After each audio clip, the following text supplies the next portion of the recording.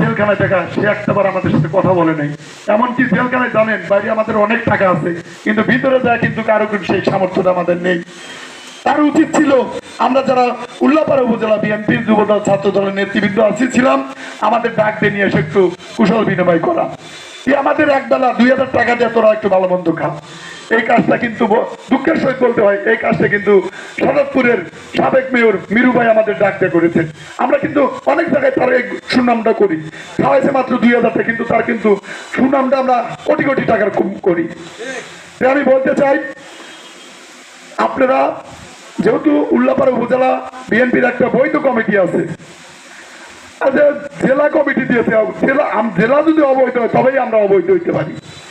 আমাদের ওয়াহাব ভাই, আজাদ ভাই একটা বৈধ কমিটি, তাদের কমিটি নিয়ে সেদিকে মিটিং এ একটা কথা বলা হয়েছে যে আহ্বায়ক কমিটি 3 মাস থাকে। তাহলে আহ্বায়ক কমিটি যদি আপনার অবৈধ হয়, তাহলে আপনি জাতীয় নির্বাহী কমিটি কতদিন আগে আছে আপনি চিন্তা করেন। জাতীয় নির্বাহী কমিটির তাহলে অবৈধ, আপনি জাতীয় নির্বাহী কমিটির সদস্য হলে প্রচার করেন আমি জাতীয় নির্বাহী কমিটির সদস্য। আর আমি আমার যুব দলের সকল ইউনিয়নের নেতৃবৃন্দকে বলতে চাই, উল্লাপাড়ার যুব দলের আহ্বায়ক গোলাম মোস্তফা, সদস্য সচিব আমি, আমরা যেখানে থাকবো আপনারাও সেই মিছিলে আমাদের সাথে থাকবেন। কেউ যদি চালাকি করেন, এখনো কিন্তু আহ্বায়ক কমিটি, কেউ যদি চালাকি করেন ওই কমিটিতে ওই মিছিলে কেউ যদি চান, আমি আর মোস্তফা বসে জেলার নেতৃবৃন্দের সাথে পরামর্শ করে একটাকে দলে রাখবো না।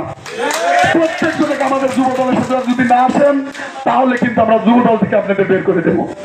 পরিশেষে আপনাদের অনুরোধ করছি, আমি আর মোস্তফা প্রত্যেকটা ইউনিয়নে, এখনো যেহেতু সময় আছে, আমরা প্রত্যেকটা ইউনিয়নের যুব দলের নেতৃবৃন্দদের সাথে কথা বলবো।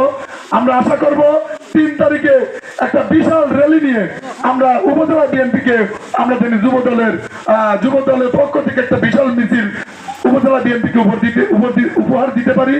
এই বলে আমি আমার সংক্ষিপ্ত বক্তব্য শেষ করছি। শহীদ জিয়া অমর হোক, দেশ নেত্রী বেগম খালেদা জিয়া জিন্দাবাদ, তারুণ্যের অহংকার তারেক রহমান জিন্দাবাদ।